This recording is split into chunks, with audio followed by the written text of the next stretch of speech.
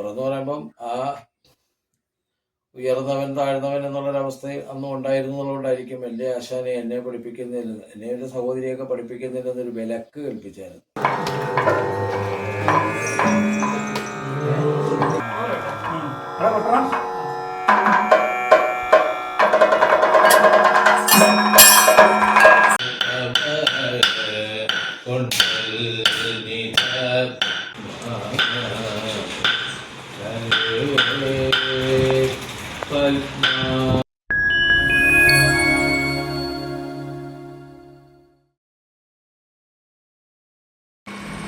പ്രിയപ്പെട്ടവരെ, നമ്മൾ ആലപ്പുഴയിലോട്ടുള്ള ഒരു യാത്രയിലാണ്. ഈ യാത്ര അത്യാവശ്യം സ്പെഷ്യലാണ്. നമ്മൾ ഈ ഒരു ബോട്ടിൽ പോകുന്നതുകൊണ്ടോ അല്ലെങ്കിൽ കായലിലൂടെ പോകുന്നതൊന്നുമല്ല ഞാൻ പറഞ്ഞ സ്പെഷ്യാലിറ്റി. നമ്മുടെ ഈ യാത്ര ഒരു വലിയ കലാകാരനെ തേടിയാണ്. കഴിഞ്ഞ 50 വർഷക്കാലമായി കഥകളി മേഖലയിൽ സജീവമായിട്ടുള്ള കലാമണ്ഡലം ഗണേശൻ മാഷിനെ തേടി. ഗണേശൻ മാഷ് എൻ്റെ സുഹൃത്തായ ഗൗതത്തിൻ്റെ അച്ഛനാണ്. കഴിഞ്ഞ 50 വർഷക്കാലമായിട്ട് കഥകളി രംഗത്ത് സജീവമായിട്ട് അല്ലെങ്കിൽ ഒരു നിറ സാന്നിധ്യമാണ് ഗണേശൻ മാഷ്. അപ്പം മാഷിൻ്റെ ജീവിതം അല്ലെങ്കിൽ കലാജീവിതം നിങ്ങളിലേക്ക് എത്തിക്കുകയാണ് ഞാൻ ഈ വീഡിയോയിലൂടെ. 1973 അരങ്ങേറ്റം കുറിച്ച് കഴിഞ്ഞ 5 പതിറ്റാണ്ടായിട്ട് കഥകളി ജീവിതത്തിൻ്റെ ഭാഗമായ ഒരുപാട് ആട്ടക്കഥകളെല്ലാം രചിച്ചിട്ടുള്ള ഗുരുദേവ മഹാത്മ്യവും രാവണായനവും തുടങ്ങി നിരവധി ആട്ടക്കഥകൾ രചിച്ച ശ്രീ കലാമണ്ഡലം ഗണേശൻ മാഷ് പുരാണം, ചരിത്രം, അതുപോലെ ഐതിഹ്യം, സാമൂഹ്യ വിഷയങ്ങൾ ഇതൊക്കെ അടിസ്ഥാനമാക്കിയിട്ട് 18ഓളം ആട്ടക്കഥകൾ ഇദ്ദേഹം രചിച്ചിട്ടുണ്ട്. ഒരുപാട് അവാർഡുകളും അനുമോദനങ്ങളും ഇദ്ദേഹത്തെ തേടിയെത്തിയിട്ടുണ്ട്. നെതർലാൻഡ്സ്, സ്വിറ്റ്സർലാൻഡ്, ജർമ്മനി, ഇറ്റലി തുടങ്ങി വിവിധ വിദേശ രാജ്യങ്ങളിലടക്കം കഥകളി അവതരിപ്പിച്ചിട്ടുള്ള, ഇന്നും സജീവമായിട്ട് കഥകളി രംഗത്ത് നിറഞ്ഞാടുന്ന ഒരുപാട് ശിഷ്യഗണങ്ങളുള്ള ശ്രീ കലാമണ്ഡലം ഗണേശൻ മാഷിൻ്റെ ജീവിതവും അനുഭവങ്ങളുമാണ് ഈ വീഡിയോയിലൂടെ നിങ്ങളുടെ മുമ്പിലേക്ക് എത്തിക്കുന്നത്. നമ്മുടെ മറ്റുള്ള യാത്രാ വീഡിയോകളിൽ നിന്ന് കുറച്ച് വ്യത്യസ്തമായൊരു വീഡിയോ ആണിത്. പ്രത്യേകിച്ച് കലയുമായി ബന്ധപ്പെട്ട ഒരു വീഡിയോ. ഇത്തരത്തിലുള്ള ആദ്യത്തെ നമ്മുടെ ഒരു വീഡിയോ ആണിത്. അതുകൊണ്ട് തന്നെ ഈ വീഡിയോ മുഴുവനായിട്ടും നിങ്ങൾ കാണുവാനും അതിൻ്റെ അഭിപ്രായങ്ങൾ പറയുവാനായിട്ടും ശ്രമിക്കണമെന്ന് പറയുകയാണ്.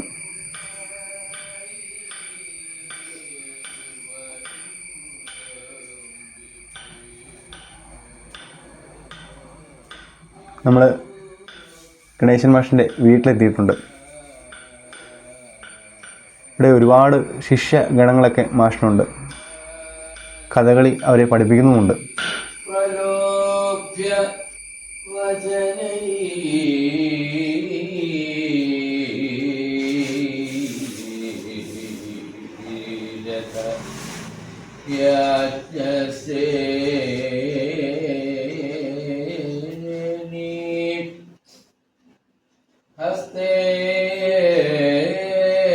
ഹസ്തതലം ആത്മസുഖം ഗ്രഹീത്വ ദുർഗാവലോകന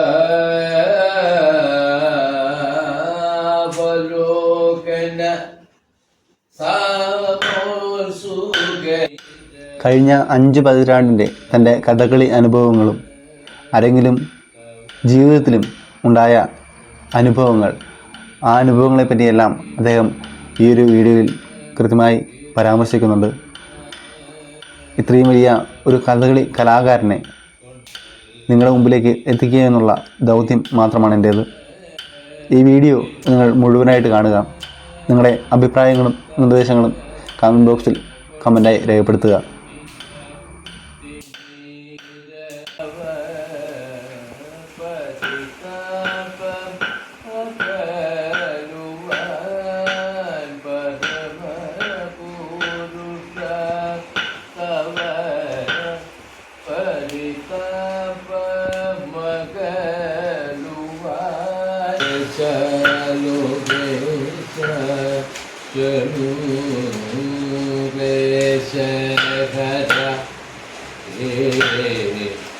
ഋഷികേശ താം താം താം കാം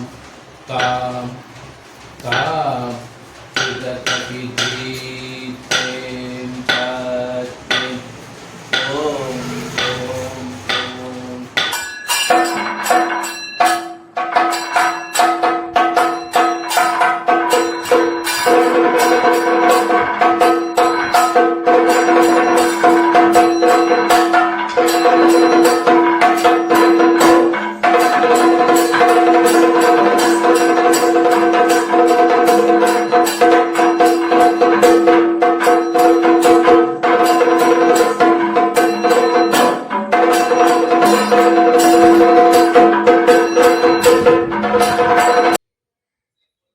അവിചാരിതമായ കഥകളി ലോകത്തേക്ക് വന്ന ഒരാളാണ് ഞാൻ.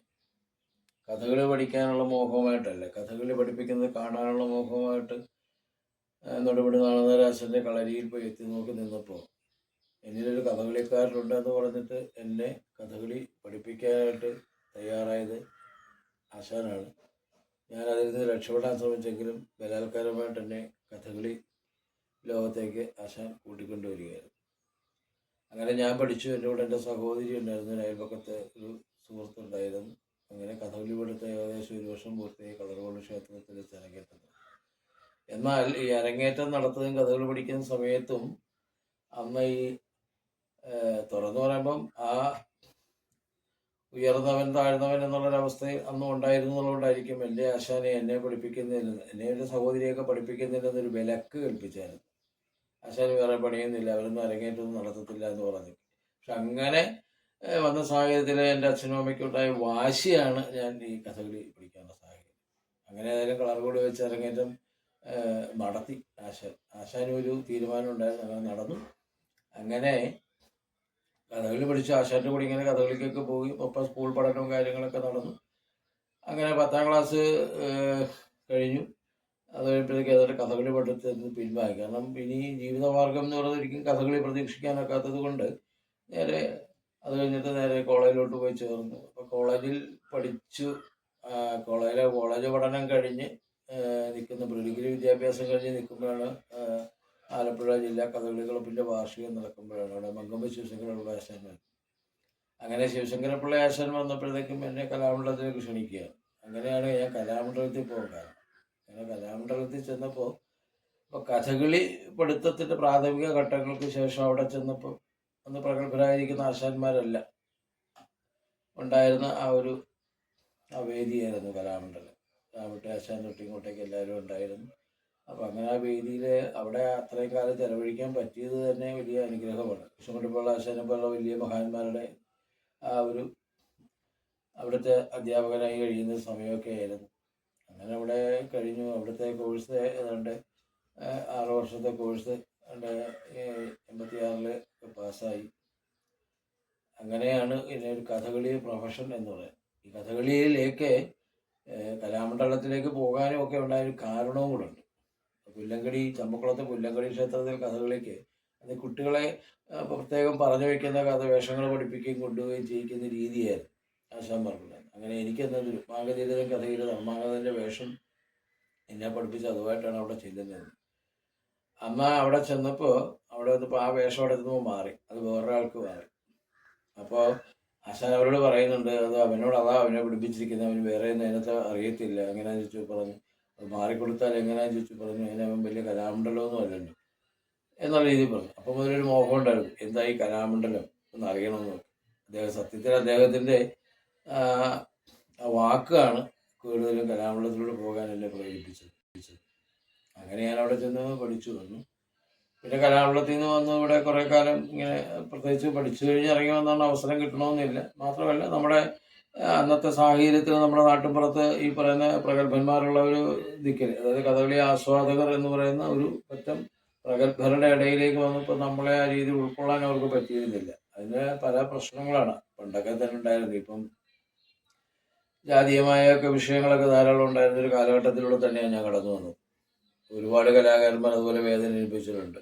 ഇപ്പം തന്നെ നമുക്ക് മുട്ടാറ് കേശവൻ എന്ന് പറയുന്ന ആശാനുണ്ടായിരുന്നു, ശിവന ആശാനൊക്കെ ഉണ്ടായിരുന്നു. ഇവരെയൊക്കെ ഒരുമാതിരി അകറ്റി നിർത്തിയ സമയത്ത് സ്വന്തമായി കഥകളി യോഗം വരെ നടത്തി അവരെ മുമ്പോട്ട് കൊണ്ടുവരാൻ ശ്രമിച്ചവർ ആ ഭാഗങ്ങളിലുണ്ടായിരുന്നു. പക്ഷെ ഇവിടെ അങ്ങനെ പ്രത്യേകില്ല. രക്ഷകർത്താക്കൾക്ക് അങ്ങനെ വലിയൊരു ഈ ഇതുമായി ബന്ധപ്പെട്ട ഇത് അറിയത്തില്ലായിരുന്നു. പിന്നെ എങ്ങനെയൊക്കെയോ അവിടെ നിന്ന് വന്നു. പിന്നെ ഞങ്ങൾ പഠിച്ചിറങ്ങിയ കുറച്ച് ആൾക്കാരെ കൂടെ ചേർന്ന് വൈക്കത്തെ ഒരു കലാഭവനം തുടങ്ങുകയും ആ കലാഭവനത്തിലൂടെ പിന്നെ പരിപാടികൾക്കുമായി പോകാൻ തുടങ്ങി. അങ്ങനെ പലരും കണ്ടും പിന്നെ പരിപാടികൾക്കൊക്കെ വിളിച്ചു തുടങ്ങി. അങ്ങനെ പരിപാടികളൊക്കെ ആയിട്ട് മുമ്പോട്ട് പോയി. കലാഭവനം ഇന്നില്ല. അത് വളരെ വലിയ ഉയർന്ന ഒരു സ്ഥാപനമായി വരേണ്ടതാണ്. അതിൻ്റെ നേതൃത്വം വഹിച്ചിരുന്ന ആൾ തന്നെ ആ സംഭവം ഇല്ലാതാക്കിയെന്ന് വേണം പറയാൻ. അത് കഴിഞ്ഞ് പിന്നെ അവിടുത്തെ ഇത് വിട്ടു. പിന്നെ നമ്മുടെ തട്ടകം ഇതാ കളർകോട് താണെന്ന് വെച്ച് കളർകോട് തന്നെ അങ്ങനെ സ്ഥിരം ആക്കാൻ തീരുമാനിച്ചു. പക്ഷെ അവിടെയും വിശപ്പ് എന്ന് പറയുന്നത് വലിയൊരു വിഷയമായത് കാരണം ഇതിലൂടെ വല്ലാണ്ട് സാമ്പത്തിക നേട്ടങ്ങൾ ഉണ്ടാകുന്ന ഒരു ഇതൊന്നും ഇല്ലാത്തപ്പോൾ വേറെ എന്താ വഴി വെച്ചാൽ വേറെ ജോലികൾക്ക് പോകാനുള്ള മനസ്സായി. ചേട്ടൻ പെയിൻറ്റിങ് തൊഴിലാളി ആയതുകൊണ്ട് പെയിൻറ്റിങ്ങിന് കൂടെ പോകാന്ന് പറഞ്ഞപ്പോൾ അദ്ദേഹം സമ്മതിച്ചില്ല. പിന്നെ എന്നെ പ്രീ ഡിഗ്രി സമയത്ത് എന്നെ ഇംഗ്ലീഷ് പഠിപ്പിച്ചിരുന്ന കണ്ണൻ സാറുണ്ട്. അദ്ദേഹം എന്നെ വിളിച്ചുകൊണ്ട് അദ്ദേഹം മൃഗാശുപത്രിയിലുണ്ടോ. അപ്പോൾ മൃഗാശുപത്രിയിൽ പുള്ളിയുടെ കൂടെ പോകുന്നതിനൊരു അസിസ്റ്റൻ്റ് എന്ന് പറഞ്ഞ കൊലക്കാർ അങ്ങനെ ഉണ്ട്. അവിടെയും അല്ല എന്നെ പറഞ്ഞു. പിന്നെ അത് കഴിഞ്ഞിട്ട് എൻ്റെ മറ്റൊരു സുഹൃത്തുണ്ട് ബാലകൃഷ്ണൻ എന്ന് പറഞ്ഞ അദ്ദേഹം ഈ ആലപ്പി കമ്പനിയുടെ കയർ പ്രോഡക്റ്റിൻ്റെ മാനേജറായതുകൊണ്ട് പുള്ളി അദ്ദേഹം അങ്ങോട്ട് ഇരുന്നു. പിന്നെ അവിടെ കുറേ 1.5 വർഷം അവിടെ ജോലി ചെയ്തു. അപ്പോഴും നമ്മുടെ ഇതല്ല ഇത് കഥകളി തന്നെയാണെന്നുള്ള രീതിയിലുള്ള തിരിച്ചുവരവ് പിന്നെ ഉണ്ടായി. അങ്ങനെ തിരിച്ചു വന്ന് പിന്നെ കഥകളിയും കാര്യങ്ങളും ഒക്കെ പോവുകയും പരിപാടികളും ഒക്കെ ചെയ്തു. പിന്നെ ഇതിനിടയിൽ പുസ്തക വായനയും എന്തെങ്കിലുമൊക്കെ കുത്തിക്കുറിക്കുന്നൊരു സ്വഭാവമൊക്കെ ഉണ്ടായിരുന്നു. അങ്ങനെ അന്ന് കലാമണ്ഡലത്തിലെ സാഹിത്യ അധ്യാപകനാണ് ഉണ്ണികൃഷ്ണൻ. ഒരിക്കലും മറക്കാൻ പറ്റാത്തൊരു മഹത് വ്യക്തിയാണ് ഏത് ഭാഷ. ഞാനിപ്പോൾ എന്തെങ്കിലുമൊക്കെ ചെയ്യുന്നുണ്ടെങ്കിൽ എഴുതുന്നുണ്ടെങ്കിൽ അതിൻ്റെയൊക്കെ പിന്നിലുള്ള ശക്തി എന്ന് പറഞ്ഞു കഴിഞ്ഞാൽ 3 പേരാണ്. അത് ഒന്ന് ഉണ്ണികൃഷ്ണൻ ഇളയത് മാഷും, പിന്നെ ഒന്ന് ആചാര്യ നരേന്ദ്രഭൂഷൺ, പിന്നെ ഒന്ന് മങ്കമ്പ ശിവശങ്കരപ്പിള്ള ആശാൻ. ആശാനാണ് എന്നെ ശരിക്കും കഥകളി നടൻ അരങ്ങിൽ മാത്രമാണ് മൗനി എന്ന ഒരു വാക്ക് എന്നോട് പറഞ്ഞിട്ടുണ്ട്. അതാണ് പിന്നീട് ഒരുപാട് ഇത് പിന്നെ ഇങ്ങനെ എഴുതാനുള്ള ലോകത്തേക്ക് വരുന്നത്. ഉണ്ണികൃഷ്ണൻ ഏത് ഭാഷ ഞാൻ പഠിത്തം കഴിഞ്ഞ് തിരിച്ചു പോകുമ്പോൾ എന്നെ അനുഗ്രഹിച്ചിട്ട് പറഞ്ഞത് ഒന്നുമില്ലെങ്കിൽ നീ അക്ഷരം കൊണ്ട് ജീവിക്കുന്നു പറഞ്ഞു. പക്ഷെ ഇന്ന് ശരിക്കും കഥകളി എന്ന് പറയുന്നത് ഒരു വേഷം കെട്ടുക എന്നൊരു മോഹമാണ്. സാമ്പത്തിക നേട്ടം അതിന് ഉദ്ദേശിച്ചിട്ടില്ല. അത് ഇന്നും സാമ്പത്തിക ലാഭത്തിന് നോക്കിയിട്ട് ആരോടും കണക്ക് പറഞ്ഞൊന്നും പരിപാടിക്ക് പോകുന്നില്ല. പക്ഷെ എഴുത്ത് എന്ന് പറയുന്ന ആ എഴുത്തിലൂടെ ഒരുപാട് നേട്ടം ഉണ്ടായിട്ടുണ്ട്. അങ്ങനെ കഥകളി അപ്പോൾ എല്ലാവർക്കും ഉണ്ടല്ലോ ഒരാൾ അറിയപ്പെടണമെന്നൊരു മോഹം, പത്രത്തിൽ തൻ്റെ പേരടിച്ചു വരണമെന്നൊരു മോഹം. അങ്ങനെ മോഹിക്കുന്ന ഒരു സമയത്താണ് ഞാൻ ഈ തകഴിയിലെ ചെമ്മീൻ എന്ന് പറയുന്ന നോവലൊരു കഥകളി പരിവേഷം നൽകുന്നത്. എൻ്റെ ഒരു ശിഷ്യസ്ഥാനീയാണ് മഹേഷാണ് ഇങ്ങനെ ഒരു ആശയമായിട്ട് വരുന്നത്. അങ്ങനെ ഞാൻ പരീക്കുട്ടിയും കറുത്തമ്മയും കൂടെ കല്യാണത്തലേന്ന് ഒരു വേർപാട് പോലെ സംഭവിച്ചിരുന്നെങ്കിൽ എന്ന് ചിന്തിച്ച് അങ്ങനെ ഒരു വേർപാട് രംഗം പോലും സംഭവം എഴുതി. കുറച്ച് സമയം 1/2 മണിക്കൂറോളമുള്ള ഒരു സാധനം എഴുതി തകഴി സ്മാരകത്തിൽ അവിടെ തന്നെ അവതരിപ്പിക്കാനുള്ളൊരു ഭാഗ്യം ഉണ്ടാക്കി തരികയും ചെയ്യും. അവിടെ നിന്നാണ് പിന്നെ എഴുത്തിൻ്റെ ഒരു ലോകത്തേക്ക് പൂർണ്ണമായിട്ടും കടന്നു എന്ന് പറയാം.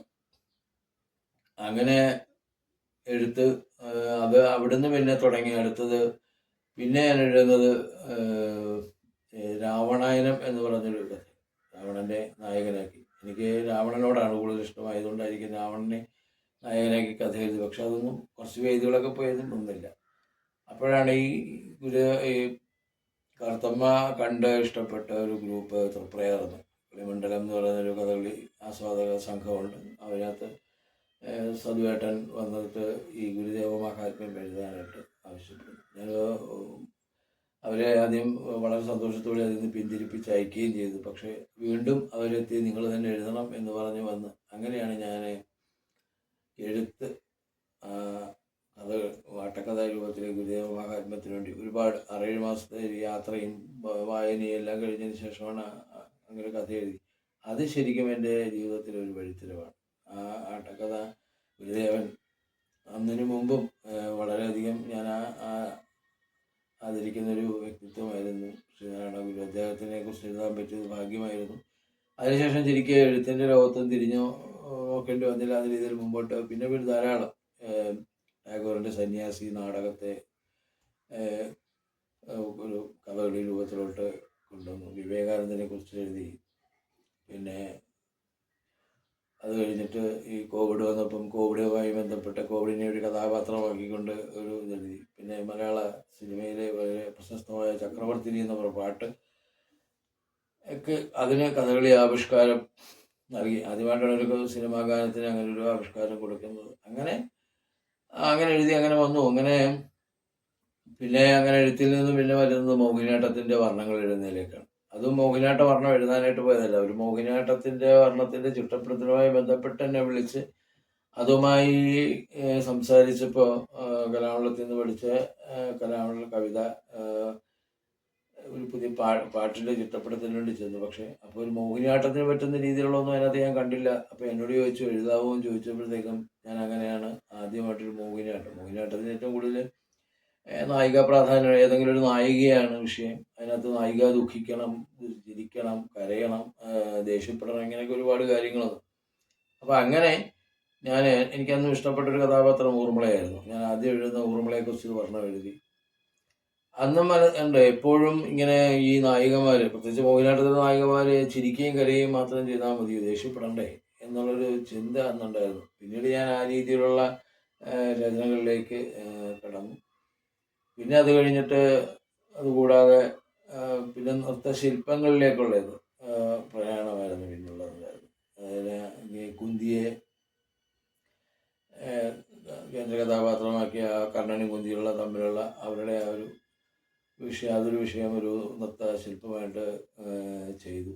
പിന്നെ അത് കഴിഞ്ഞിട്ട് ഈ ഗംഗയെക്കുറിച്ചുള്ള ഒരു നൃത്തശില്പം, കലാവതി എന്ന് പറയുന്ന കഥാപാത്രത്തെക്കുറിച്ച് നൃത്തശില്പം, അങ്ങനെ ഒരുപാട് നൃത്തശില്പങ്ങൾ എഴുതി. പിന്നെ കേരള നടനത്തിന് വേണ്ടിയിട്ട് പിന്നെ കഥകൾ ശൈലിയിലേക്ക് എഴുതപ്പെട്ടു.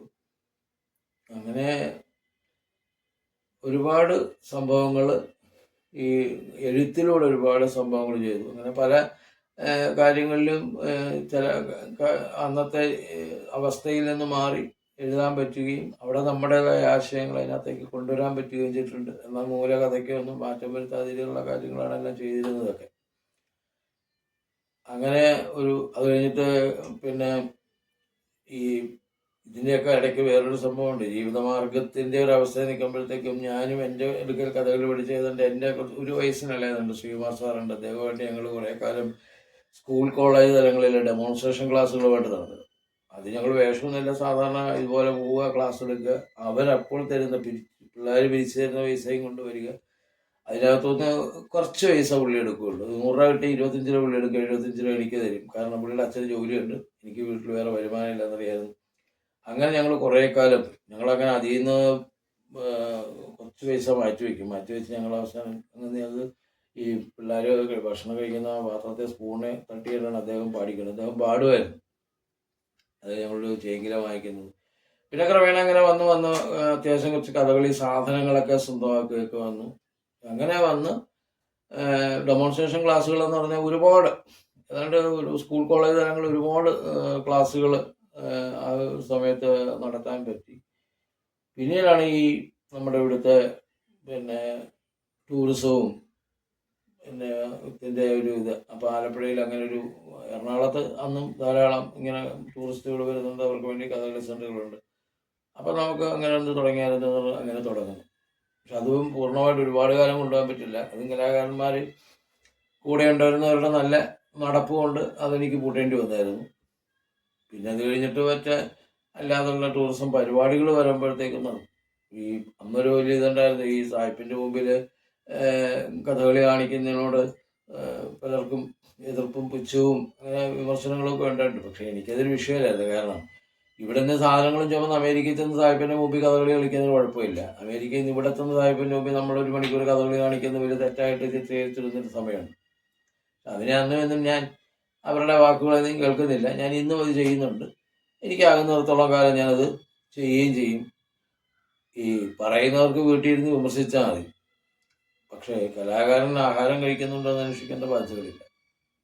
പിന്നെ അന്നും ഇന്നും തമ്മിലുള്ളൊരു വ്യത്യാസം എന്ന് പറഞ്ഞാൽ, അന്ന് കലാകാരന്മാരിലെ തലതൊട്ടപ്പന്മാരായിരിക്കുന്ന കലാകാരന്മാരെയൊക്കെ വേഷങ്ങൾ കൊടുക്കുകയും ആദ്യസ്ഥാന വേഷങ്ങൾ കൊടുക്കുക, അവർ കെട്ടുകയും മറ്റുള്ളവരൊക്കെ ചില ചെറിയ ചെറിയ വേഷങ്ങൾ ഇട്ട് പോകുന്നൊരു സാഹചര്യം അന്ന് നിലവിലുണ്ട്. പക്ഷെ ഇന്ന് ഏറ്റവും വലിയ വ്യത്യാസം എന്ന് പറഞ്ഞാൽ ആസ്വാദകരുടെ താല്പര്യങ്ങളാണെങ്കിൽ പോലും പുതിയ തലമുറയിലെ ആൾക്കാർക്ക് വേഷങ്ങൾ, അതായത് ഈ പറയുന്ന ആചാര്യന്മാർ കെട്ടിപ്പഴകിയ വേഷങ്ങൾ കെട്ടാനുള്ള ഒരു അവസരം ഉണ്ടാക്കി കൊടുക്കുകയും അതിൽ നല്ല കഴിവുള്ള ധാരാളം ചെറുപ്പക്കാർ പിള്ളേർ വന്നിട്ടുണ്ട്.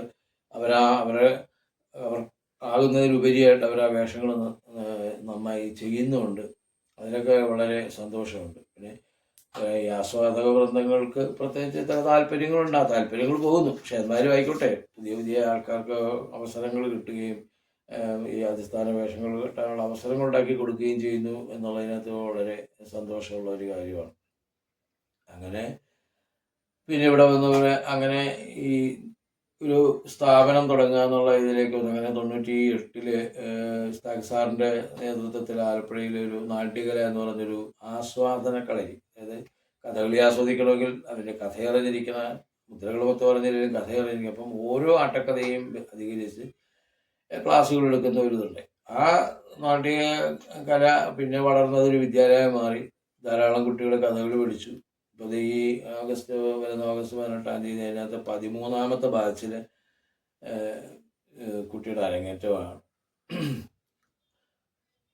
അങ്ങനെ കഥകളിയുമായിട്ട് പൂർണ്ണമായും കഥകളിയുമായി അനുബന്ധ കലകളുടെ കാര്യങ്ങൾ. ഇതിനിടെ ഞാനൊരു ഓട്ടംതുള്ളൽ നമ്പ്യാരാശാൻ എഴുതാൻ വിട്ടുപോയ, അല്ലെങ്കിൽ എന്തുകൊണ്ടോ മറന്നു വെച്ചുപോയെന്ന് പറഞ്ഞാൽ, കർണനെ കേന്ദ്ര കഥാപാത്രമാക്കിക്കൊണ്ടുള്ള ഒരു കർണൻ എന്ന പേരിൽ തന്നെ ഒരു ഓട്ടംതുള്ളൽ രചിക്കുകയുണ്ടായി. അത് നമ്പ്യാർ സ്മാരകത്തിൽ അമ്പലപ്പുഴയിൽ അവതരിപ്പിച്ചു.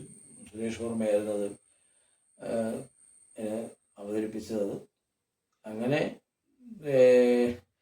തുള്ളൽ രംഗത്തും കഥകളിയിലെ ആട്ടക്കഥാ സാഹിത്യത്തിലാണെങ്കിലും ശരി, മോഹിനിയാട്ടത്തിൻ്റെ വർണ്ണങ്ങൾ അങ്ങനെ എഴുതാൻ പറ്റുന്ന രീതിയിൽ ഒക്കെ ഒരുപാട് കാര്യങ്ങൾ എഴുതാൻ പറ്റിയിട്ടുണ്ട്. ഇപ്പോഴും ആ ഒരു തൂലിക താഴെ വയ്ക്കാതെ ഇപ്പോഴും ഓരോ കാര്യങ്ങൾ ചെയ്യുന്നു. പിന്നെ എഴുത്തിനകത്ത് വിമർശനങ്ങളുണ്ട്. അത് ഈ കുന്തി എന്ന് പറയുന്ന സംഭവം ഞാൻ എഴുതുമ്പോൾ വളരെ കട്ടിയ പദങ്ങൾ ഉപയോഗിച്ചുള്ള രീതിയിലായിരുന്നു കുന്തി എഴുതുന്നത്. അപ്പം അന്ന് ഈ ചെയ്തിരുന്നത് പല്ലവി കൃഷ്ണനായിരുന്നു. അപ്പോൾ പല്ലവി പറഞ്ഞത് എല്ലാവർക്കും മനസ്സിലാകുന്ന രീതിയിൽ അത് ലളിതമായ ഭാഷയിലേക്ക് അത് കൊണ്ടുവന്നാൽ കൊള്ളാമായിരുന്നു എന്നുള്ളത്. അത് സംഗീതം ചെയ്തിരുന്നത് സൂര്യ എന്നാണ്, പാലക്കാടുള്ള സൂര്യ സാറായിരുന്നു. അദ്ദേഹവും പറഞ്ഞു നമുക്ക് ഒരുപാട് ഇത് വേണ്ടെന്ന്. അപ്പം ഞാനത് ലളിതമായ രീതിയിലേക്ക് അത് എഴുതുകയുണ്ടായി. അത് സൂര്യകൃഷ്ണമൂർത്തിയുടെ അടുത്ത് ഗണേശോത്സവത്തിൽ അവതരിപ്പിച്ചപ്പോൾ ഒരു വിനോദ് മങ്കര എന്നാണ്, പൊതുവെ പുള്ളിക്ക് താല്പര്യമുള്ള ആൾക്കാരെ പുള്ളി പ്രകീർത്തിച്ചെഴുതുകയും അത് എന്തായാലും ശരി കുഴപ്പമില്ല, അല്ലാത്തവരെ പുള്ളി ഈ പുകഴ്ത്തിയിലും വേണ്ട, ഇകഴ്ത്താതിരിക്കണ്ടേ, അവർ ചെയ്യുന്നത് എന്താണെന്നുള്ളതിനെ കുറിച്ച് ഇകഴ്ത്തി പറയുന്ന രീതിയാണ് പുള്ളിയുടെ ഉണ്ടായിരുന്നത്. അപ്പോൾ പുള്ളി ലളിത സംഗീതമാണ് എന്നുള്ള രീതിയിൽ വിമർശിച്ചു. വിനോദ് മങ്കരയോടും പറയാനുള്ളൊരു കാര്യമുണ്ട്. എല്ലാ ശാസ്ത്രീയതയുടെയും അടിത്തറ എന്ന് പറയുന്നത് നാടോടിത്വമാണ്. നാടോടിയ സങ്കല്പങ്ങളിൽ നിന്നും രൂപം കൊണ്ട ശാസ്ത്രീയ കലാരൂപങ്ങളെ നമ്മൾക്കുള്ളൂ. ഇനി കഥകളിയായിട്ട് എടുത്താൽ നോക്കിയാലും ശരി, അതിൻ്റെ പിന്നിൽ ഒരുപാട് നമ്മുടെ ഇവിടുത്തെ ആചാര അനുഷ്ഠാന കലകൾ, നാടോടി കലകളുണ്ട്. ഈ 3 കലകളിൽ നിന്നും ഉണ്ടായ ഒരു ആഢ്യകല മാത്രമാണ് കഥകളി. ആ കഥകളിയിൽ നിന്ന് രൂപം കൊണ്ട മറ്റൊരു ഭാവമാണ് മോഹിനിയാട്ടം. ഇതെല്ലാം മനസ്സിലാക്കണം. ആരെക്കുറിച്ച് പറയുമ്പോഴും അത് പുകഴ്ത്തിയാലും എന്തായാലും വസ്തുനിഷ്ഠമായിട്ട് അന്വേഷിച്ച് ചെയ്യണം. അല്ലാതെ എനിക്കിഷ്ടമുള്ള ഒരാളിനെ മാത്രമേ ഇവിടെ വാണാൽ മതി, മറ്റവരൊക്കെ വാണാൽ എന്നുള്ള രീതിയിൽ ഉള്ളതായിരുന്നു. രണ്ടും വാണാൽ എന്നാണ് ഉദ്ദേശിക്കുന്നെങ്കിൽ ഈ രാമൻ വാണാലും രാവണൻ വാണാലും എന്ന് പറയുന്ന അവർക്ക് രണ്ടും 2 അർത്ഥമുണ്ട്. ആ രീതിയിൽ ചെയ്യുന്ന, അതിപ്പോൾ അയാളോടൊന്നല്ല, ഇങ്ങനെ വിമർശനം നടത്തുന്ന എല്ലാവരോടും നമുക്ക് പറയാനുള്ള കാര്യം അതാണ്. എപ്പോഴും ആലോചിക്കണം, ഒരാൾ ചെയ്യുമ്പോൾ അവൻ എന്ത് ചെയ്തു എന്ന് നോക്കാനുള്ളൊരവസ്ഥയാണ്. അല്ലാതെ എത്ര ഉന്നതനായാലും അവൻ ചെയ്തത് മോശമാണെങ്കിലും അത് ആ വ്യക്തിയുടെ പേരിൽ ആര് എഴുതി എന്നല്ല, എന്ത് എഴുതി എന്നാണ് ചിന്തിക്കേണ്ടത്. അതിനൊരു മനസ്സാണ് എല്ലാവർക്കും ഉണ്ടാവേണ്ടത്. അങ്ങനെ ഉണ്ടാകുമ്പോൾ ഈ രംഗത്തേക്ക് വരുന്ന എല്ലാവർക്കും അതൊരു പ്രചോദനമാവുകയും അവർ മുന്നോട്ട് വീണ്ടും പോകാൻ അവർക്ക് അത് ഒരു മാനസികമായിരിക്കുന്ന ഉല്ലാസം ഉണ്ടാവുകയും ചെയ്യും.